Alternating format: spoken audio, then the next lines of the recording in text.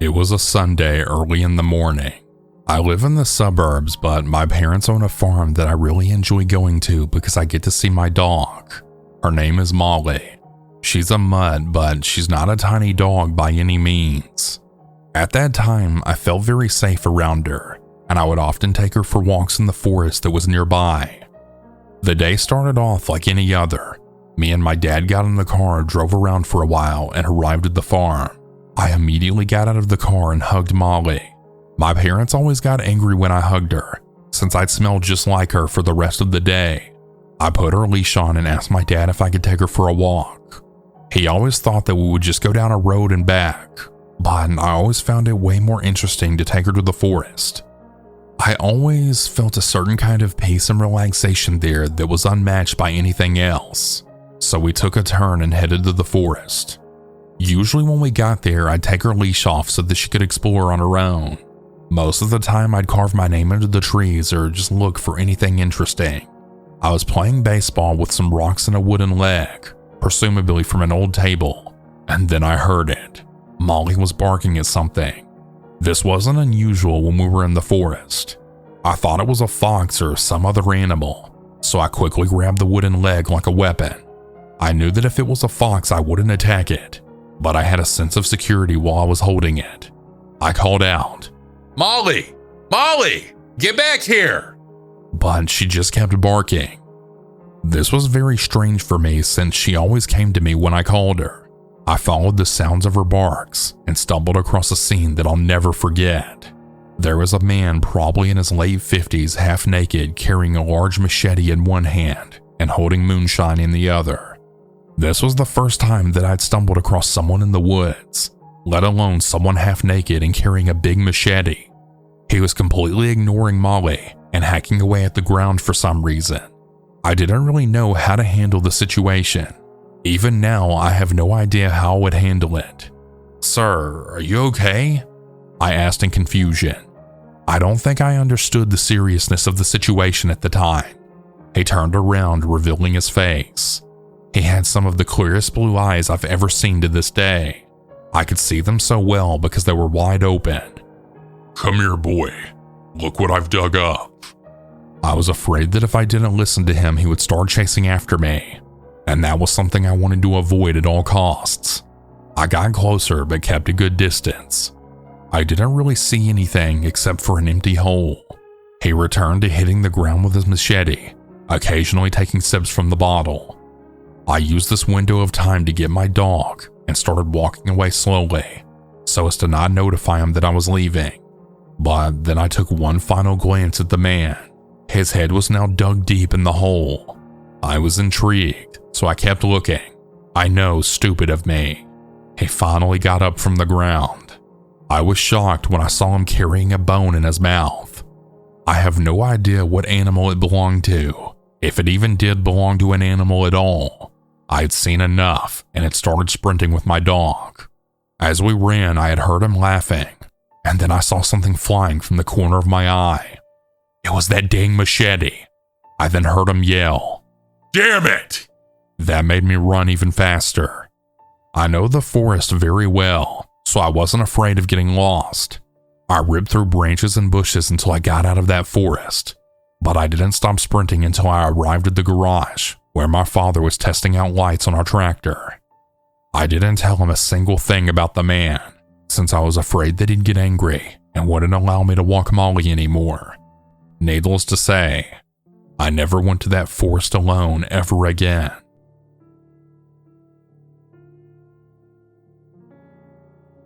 I'm from the UK for context. So way back in 2016, when the whole killer clown epidemic was huge, I was walking through the woods at around 10 p.m. alone in order to get to a party and gathering that was happening in a secluded part of the forest. It was almost pitch black, and I could barely see in front of me besides the flash on my phone, and everything seemed normal as I was walking to the party. I got to a long stretch of woods with no defined path, but it was the quickest way to the party, so I took it. As I got around midway through, I heard something to my left. I turned and I saw a shadowy figure sitting on a fallen log. I was understandably unnerved, but I couldn't make out if it was just shadows from the moonlight or if it was an actual person. I made the mistake of shining my phone light directly at it, and I was instantly terrified.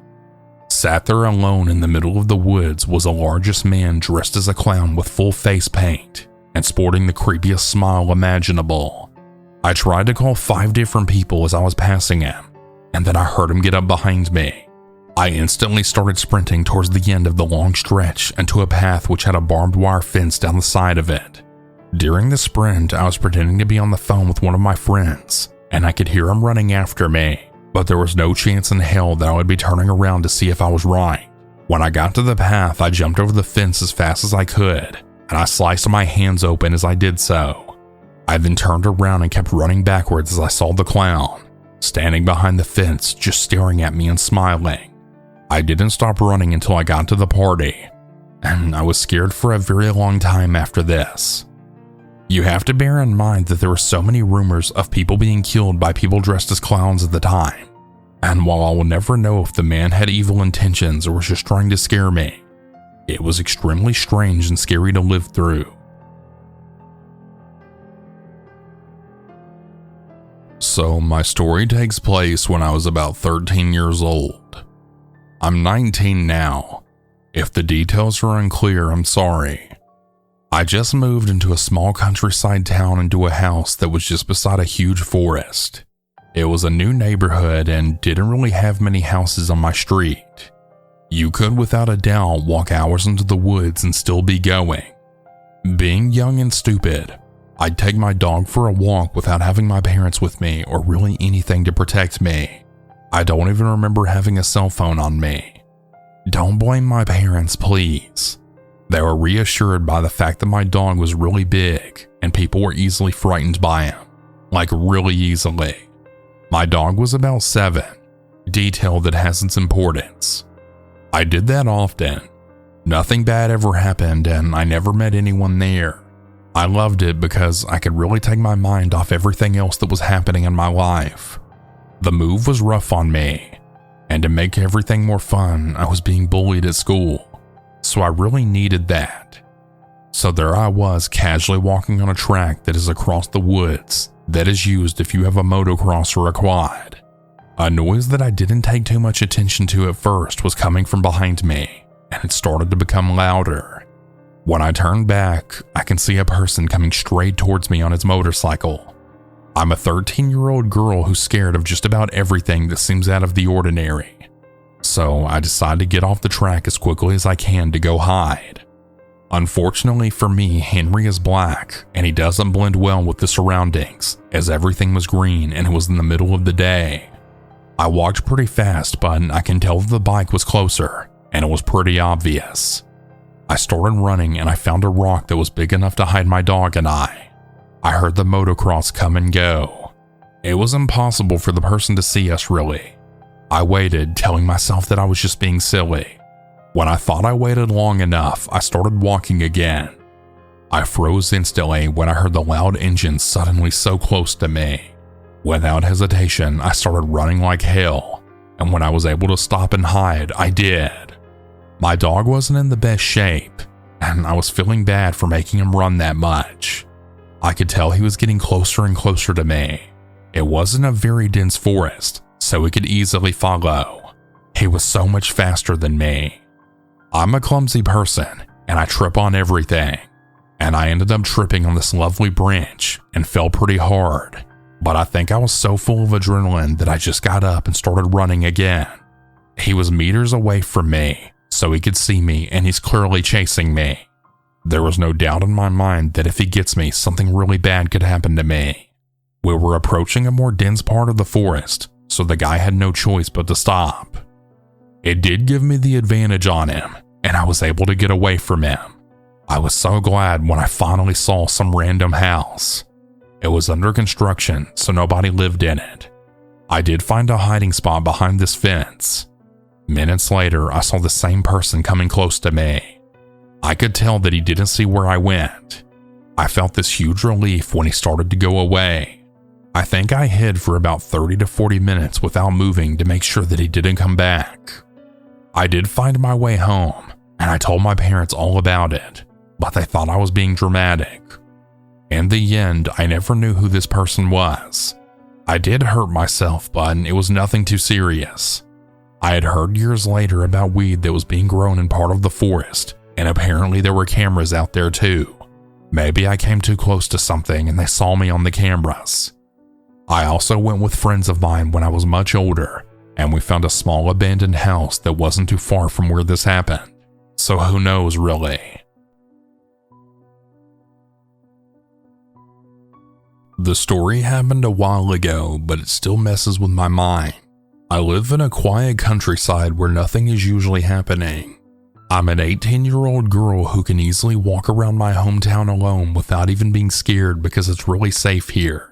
Basically no crimes. So as usual, me and my dog went for a walk one evening. It was nice weather outside, so I decided to go to a nearby field.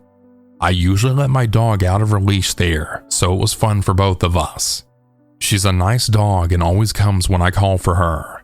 We get to the field and everything's going really well and nothing seems off. Except I have this kind of odd feeling in my gut that I never usually have. The last time I had that same feeling was when I was 8 years old and we were driving at night with my family. I had the same feeling then and told it to my parents. I feel like something is wrong. You should be careful, I said, or something like that. They slowed down because I was oddly serious at the moment. A minute after I said that, a deer came out of nowhere, and we could have been crushed if we'd gone by the same speed as a minute before. We were all shocked, and my mom thanked me. I still remember it like it was yesterday. However, in the field 10 years later, I get the same gut feeling. Whatever, I think, and just keep going, completely ignoring it. We roll around the fields in a nearby forest until the sunset starts to set. I put my dog back on her leash and decided to leave from one of the tiny paths that go through a small forest. It's the quickest way to my home. It's not a popular way to go, but it's quick. As I'm walking along the path, I suddenly spot a silhouette in the end of the road just before the forest starts. I think nothing of it at that point and just keep walking. But after a little while, I have a strong gut feeling and I stare at the silhouette for a while. It's then that I notice that the silhouette is staring at me without moving. I just think that maybe they were waiting for someone, because at first the silhouette looked like a child's. But as I got closer, I noticed that it wasn't a child but a grown man who was riding a child's bike with difficulty. It was a blue-green young boy's bicycle. His legs were way too long for it, and his whole body looked like he was forcing himself to ride it. It was really an unsettling sight. Still, my dumb self didn't want to turn around and have a couple of kilometers waste of time, and even though it was creepy looking, I still thought, maybe he's waiting for someone that comes from my way. But every step I take, he follows me with an intense expression.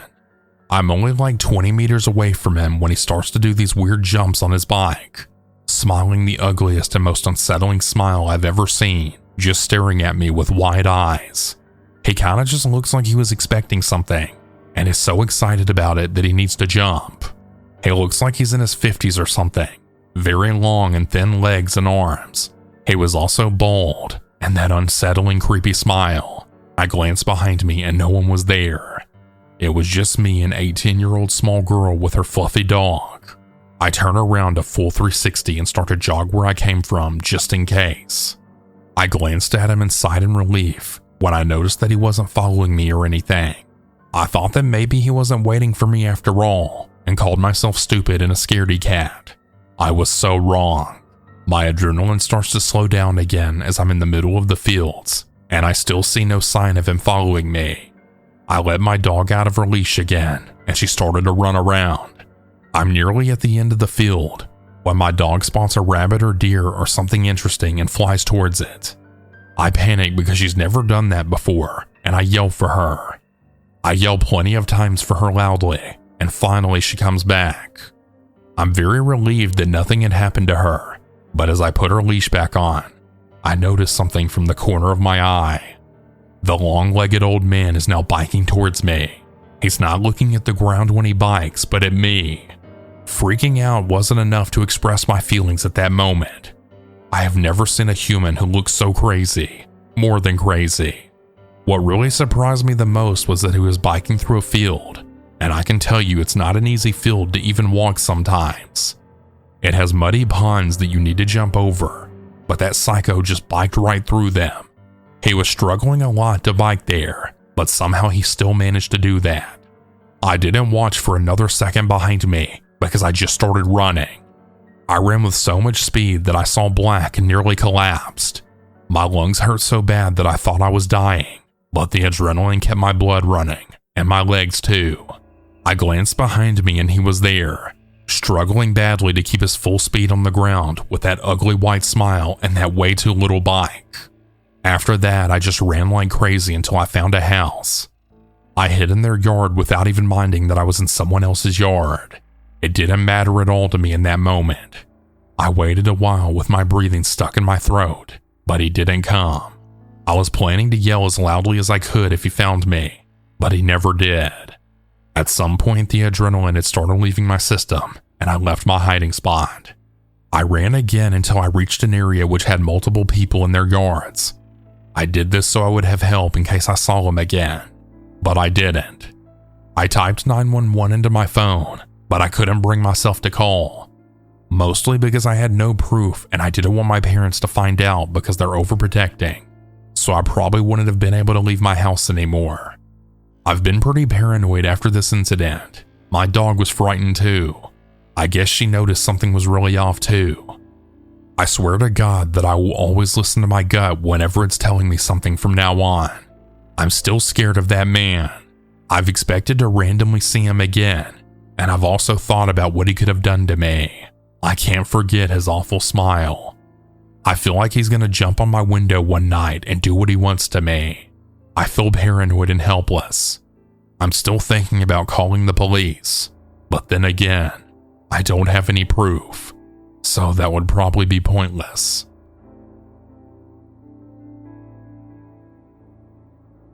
My name is Garrett, and this happened to my friends and I. This experience took place in Arkansas in a small country town. It had really just started out as a fun idea.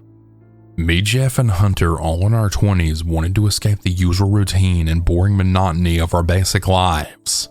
We were tired of the city, and we wanted to get away from everything.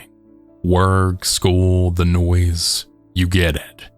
So we decided to go camping in the woods for the weekend. Just the three of us, a tent and a campfire. It was gonna be a perfect chill night with my friends and I just chilling and enjoying the nighttime nature. We found a nice, pretty quiet spot deep in the forest. As far as we could tell, at least at the time, there were no other campers around. Okay, this is our spot, I told them, which Jeff and Hunter agreed to as well. We set up our tent in a small clearing surrounded by tall trees. The sun was setting and the sky turned dark. It felt peaceful and serene, like we had the whole world to ourselves. We built a campfire and cooked some hot dogs and burgers. It wasn't anything fancy, but it really felt good just to be out there with my friends. We were laughing and telling stupid stories, just enjoying the night. The cool air and crackling fire made everything feel calm. But as the night went on, things started to change. I was sitting by the fire poking at the logs when I heard something. At first, it was just the usual sounds of the woods you'd expect. Twigs snapping, leaves rustling. You know, the normal stuff that you'd expect to hear out in the woods. I didn't think much of it. But then I heard something else. It was footsteps, and not animal footsteps either. These were heavy. I knew right away it was a person. My heart jumped and I turned to Jeff and Hunter. "Did you guys just hear that?" I whispered. Jeff looked up from his phone, his face tense. "Yeah, I heard it. That's definitely not an animal." Hunter had squinted his eyes in the darkness. "It's probably just some hikers, guys. I wouldn't worry about it," he said, though I could tell he wasn't sure himself. "Why don't we go check it out?" I said. Before we could do anything though, the sound of footsteps got closer. Suddenly, before we could even blink, 3 rather large figures had emerged from behind the trees. I froze. These weren't hikers. These were men, rough looking and dirty. They looked like straight up hillbillies like you'd see in some backcountry horror movie. If I had to guess, they were all between the ages of their late 40s to mid 50s. One of them had rotten teeth, and the two others had no teeth at all. I'm not kidding when I say that. Now look, we were in the South, but I'm serious. I've never seen anything like I saw that night. Literally never. They had long unkempt beards and wore torn clothes. They didn't say anything at first, just stared at us, like we were intruders in their home or something. Then, the biggest of the three spoke, but not before looking us all up and down and licking his lips, then turning to his friends and saying, "All right, boys, which one do y'all want? I want the blonde one with the glasses," which was Hunter. I felt my heart drop into my throat, and I wanted to vomit right there. When I turned to my friends, Hunter was petrified. But Jeff, he was standing straight up with a serious expression, no fear whatsoever. See, Jeff was a little older than us. Hunter and I were both 21, whereas Jeff was 23. I really hate saying crap like this, but if I had to describe us, I'd definitely say that Jeff is the alpha of our friend group. He's a lot more stern than Hunter and I, and he's had our backs countless times in crazy situations. I could really tell that Jeff was analyzing the situation and thinking on what to do next. My mind, on the other hand, was racing. What were we supposed to do? I tried to sound calm, but they basically just made it known that they wanted us for something, like we were dogs or something. Then one of them stepped forward. "You boys got two options. Come willingly or you can try and run. But I guarantee you won't get that far out here." Just then, Jeff turned around and took off running just a few feet behind us near where our tent was. He went inside the tent and grabbed his bag. As you can imagine, this terrified both Hunter and I. Did my friend really just leave us here with these hillbilly nutcases that want to do God knows what with us? But then just as quickly as he ran off, he returned. He had his bag, reached his hand inside, and then he pulled out a firearm. It looked like a Glock if I had to guess. "Sorry guys, I didn't mean to leave y'all like that, but this was the only way we're getting the hell out of here," Jeff said. Now, I don't know what the hell you guys thought you were gonna do here to my friends and I, but here's what's gonna happen.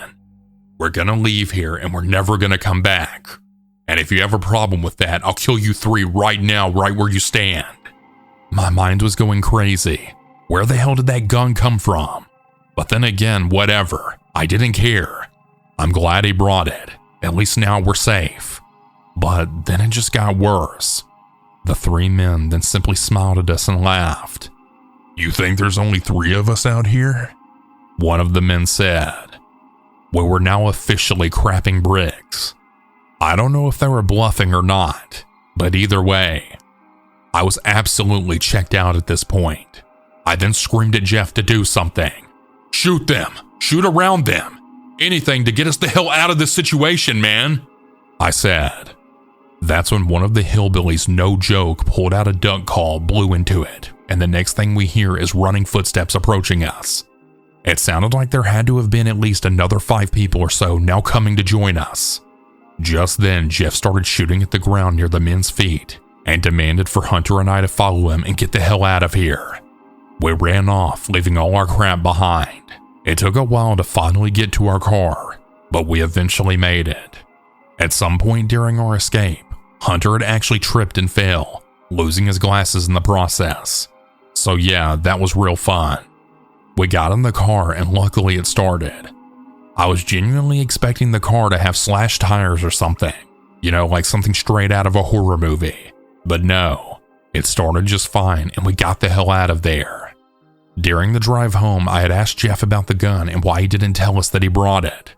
I didn't want you guys to freak out. When going in the woods at night, you never know what could happen. And if I didn't bring it, we might not be here now, he said. And he was right, I have to admit. We ended up deciding to go to Jeff's apartment for the night and crashing. We stayed up all night so freaked out from the night's events. We have no clue who those men were or what the whole thing was. We all theorized that they were some kind of cannibal hillbilly cult. But that sounds ridiculous. I mean, come on. But I mean, they did say they wanted us for something, so I really don't know what to think. We tried doing some research, checking Google reviews for the forest. We didn't really find anything at all that matched what we experienced. We basically all just made Facebook posts about it. We also told our families, other friends, and coworkers about it, and warned people to never go there. A lot of people didn't buy it, and hell, maybe you guys won't either, but this really did happen to us. And had Jeff not acted fast and held his ground, my friends and I might be dead right now, or who knows. Like I said, we kinda think they were cannibals or something. In any case, I'm glad I'm still alive, and I'm definitely glad I didn't end up in someone's stew.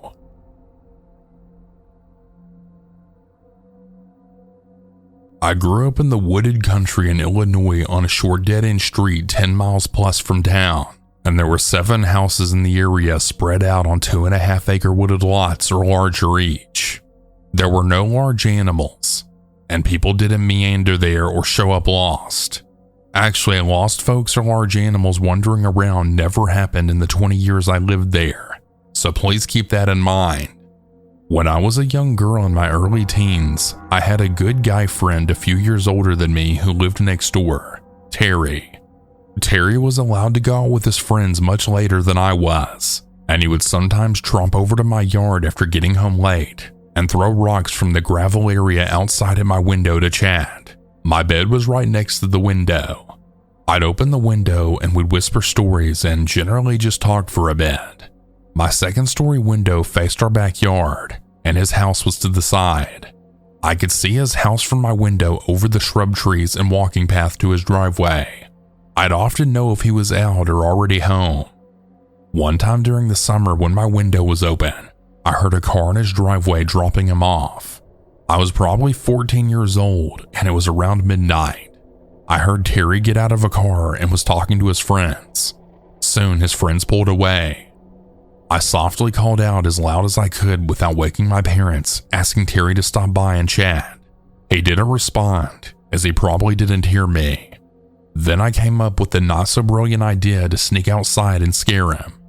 I had spent many years in the woods learning how to blend in and be silent. As kids, we'd often sneak around and scare each other. So I silently sneaked down from the second floor and out my back garage door, which led to our backyard below my window, which led to Terry's house off to the side through our gravel area, then through a well-worn path through the woods about 25 feet long. My parents had put in a gravel pit around the back of the house, probably because nothing much grew due to the shade of the oak trees. There were 14-inch oak rounds set out as an uneven stepping path in the gravel, and if you stepped off of the rounds, the crunch of gravel and rocks would give you away. I picked my way expertly and silently across the log rounds facing Terry's house. My eyes got accustomed to the dark, and I didn't see him. Also, at that time, I had heard the door of his house close and the light going off, signaling that he went in, likely to bed. I waited a bit, as I had thought I saw something move in the woods between our houses, but not on the path that we'd always use. If you didn't use the path, there were wild rose and raspberry plants that had thorns, and they were really painful to walk through if you weren't careful. So I thought it was odd that he'd be out in the woods, but maybe he wanted to scare me like I was planning to do to him. But I saw something human-sized and dark and moving through the woods slowly, and then pausing every once in a while, just like I was. It was coming closer, and I definitely saw it, but it was strange in that it wasn't walking directly to my window to talk. Therefore, I hunched down and waited in silence, wondering if I could still startle him. I still thought it was Terry, and that he saw me sneak out and he was trying to scare me. I watched a dark outline of a human figure moving, but then I would lose sight of it in the foliage. It seemed to be stalking slowly and listening and checking every few feet while hiding. So I whispered after losing patience one last time for Terry, but he didn't answer. I got bored of hiding and crouching, so I quietly tippy-toed back to my garage door and then went back inside, silently locking up as I went. I snuck back upstairs to my room above the area where I was just standing and crouching. My window was open, and I definitely heard someone or something walking around in the yard. I whispered again for Terry out my window, but got no answer. Then I heard someone or something fall and grunt and moan pretty loudly in the window well right below my window. It wasn't enough to wake my parents, but definitely loud enough that I didn't mistake it, and it sent a shock of fear through me. If you aren't familiar with a window well, it's a semicircle hole connected to the house dug out about 3 or 4 deep and reinforced with metal. It allows a basement window to be put in below ground level, and the hole allows some natural light in. There is no way Terry would have fallen in our window well.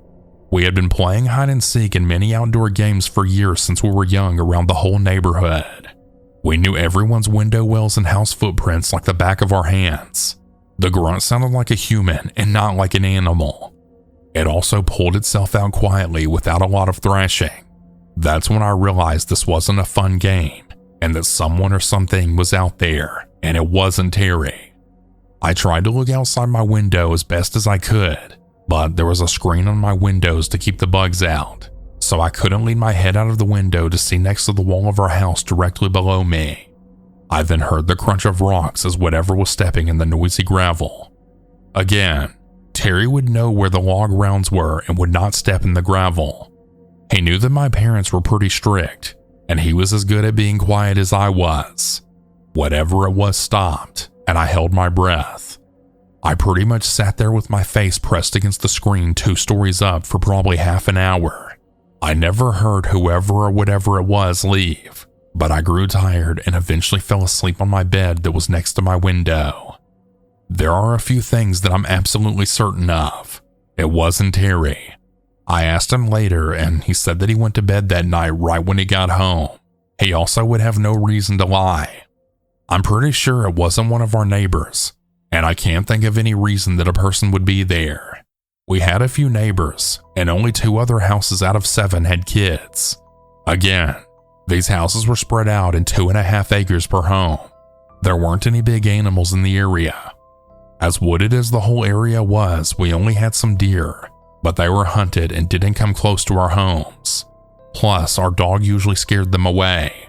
So yeah, I really have no idea who it could have been.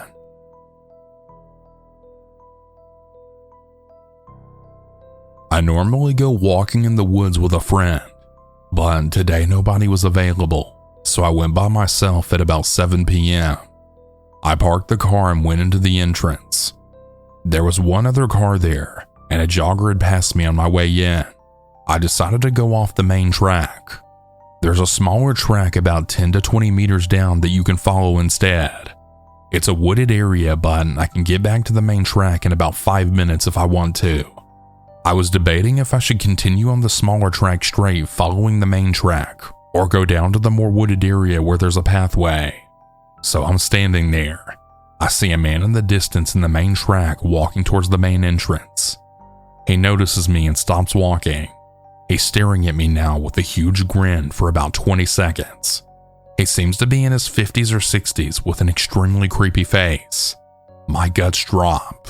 I'm thinking if I walk back into the main track, he'll be there. If he stops staring and continues walking the main track, we'll meet at a simpler time and nobody else is here. I'm thinking he'll continue walking on and I'll wait until he leaves, and then just go because I'm feeling super unsafe. I'm really regretting coming here by myself.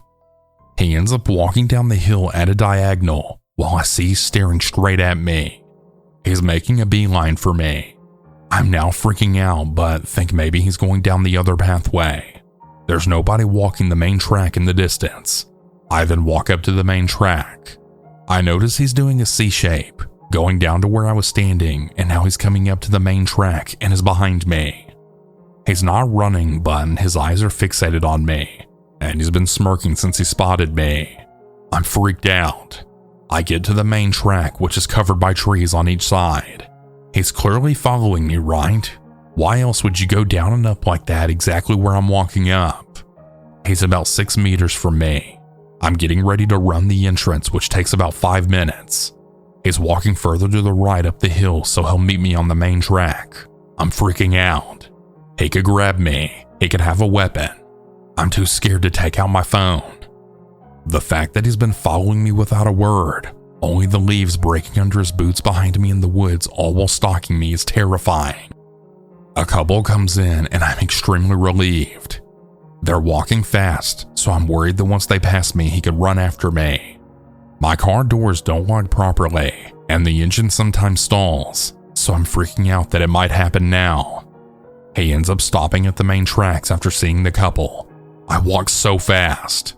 He's now walking super slowly, still staring and staying in the woods, and has been doing a predatory stare for 10 minutes, totally fixated on me. When I got in my car, I drove slowly to be able to identify him properly. He doesn't come out until I'm way down the road. I'm now wondering, should I have stayed parked and got a picture of him? Or should I have recorded him on video and accused him of following me? Or told the couple I was being followed? I drove away super shaken up, and he's gone forever now. I can't even describe that level of fear. All I remember is his really creepy smirking face and gray hair, and thinking I'm lucky if I get out of here alive. I'm so angry that I can't even go for a short walk on a hiking trail without being in danger. I can't imagine what would have happened if I had met him further into the trail.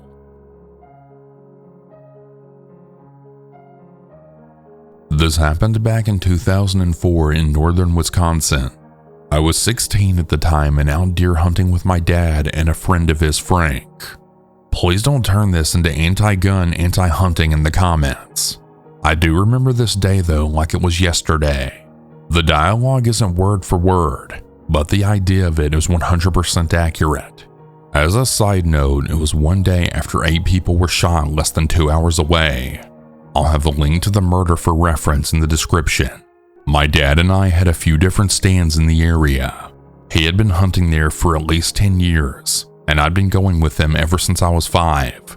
Up until I was 12, which was the legal age to hunt with a rifle, I had just been tagging along. This particular morning, we had walked to my stand first. It was about 5 a.m., so it was still dark outside. I got situated, and my dad and Frank went off to our other 2 stands over a ridge, maybe another 500 to 600 yards off. Sitting there in the dark is always a little eerie.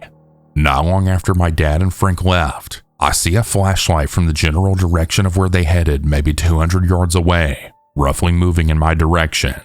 I figured they forgot something from the truck or something, so I radioed to see what they were doing. "We're sitting in my stand. Frank is about to head to the other one," he says. Obviously this flashlight is someone else. This isn't super uncommon, and it really isn't a big deal. Those woods get crowded sometimes, and there's a spot to park in that general direction. I turn on my light so the other hunter can see that there's someone there. He stops. I see the light turn and go a different direction. No big deal. I end up dozing off while it's still dark out. When I wake up, the sun is up. It's around 8 a.m. I sit there for a bit, radio my dad to see if he's seen or heard anything moving. Nothing yet. A couple of gunshots go off in the distance is all. I get up and go for a slow little walk to get my blood moving a bit. Not far, maybe 30 yards out and back, trying not to make a sound. I come back to my stand, sit down, and take a real good look around. Nothing really going on. I finally look out to my left where I'd seen the flashlight before and see orange. For anyone unfamiliar, hunters have to wear blaze orange during gun season. I radio my dad and Frank to see if either one of them were moving around. Dad says no. I hear nothing from Frank. I grab the binoculars out of my backpack to see if it's Frank. It's definitely not. The guy is looking at me through a scope, rifle aimed directly freaking at me. This is a huge no-no. Massive rule we all learn in hunter's education is you never point your rifle at something you don't intend to shoot. Dumb people still do it though. It's few and far between, but it happens. This is why normal people use binoculars. My first thought was, what a damn dickbag. Thing is, even with me looking at him, he doesn't put his gun down. Now I'm starting to panic, thinking I'm going to be the next hunting murder victim. I slowly grab my rifle, get up, staying behind as many trees as I can, and walk down a little path to the side of my stand. My stand was on this kind of little knoll on the side of a much larger hill. I radio my dad and tell him what's up. He tells me to sit tight and to stay out of sight. Obviously, as a 16-year-old, I couldn't do that, and I had to keep looking. Every time I looked, the guy was still aiming in my direction, but was always standing in a different spot. Like I would look, go back to hiding, look again, and he would be 30 yards from where he was the last time. About 10 minutes of this goes by when my dad radios me. "How you doing, bud? Everything okay?" Looking back, he was very obviously trying to keep me calm. At the time, I thought he just wasn't taking me seriously. "Dad, he's still there, but he keeps moving. I don't know what his problem is," I told him. Dad told me to just keep hidden and he'll figure it out. That he'll be coming up near him in a minute or two. That's when I hear the shot. I lost my crap trying to get a hold of my dad. Did he just get shot? Where the hell is he? Did he have to shoot the guy? What the hell's going on? These are the thoughts running through my head. I sat there for maybe 2 to 3 minutes, which felt like hours. "All right, come on out and head toward my stand," Dad said. I peek up from the little knoll I was behind and see my dad waving from along the ridge the random guy had been on. I make the trek over to him to see what happened. Turns out Frank was feeling a little restless and took a little stroll, and he ended up on the other side of that particular ridge that the stranger was on, not even knowing he was there. He had knocked his radio battery loose while he was getting situated earlier in the morning, and he had no idea anything was going on. The shot I heard was actually Frank shooting a deer. Dad said as soon as Frank shot, the guy walked off away from us toward the logging road. We helped Frank out with his deer and decided to call it an early day.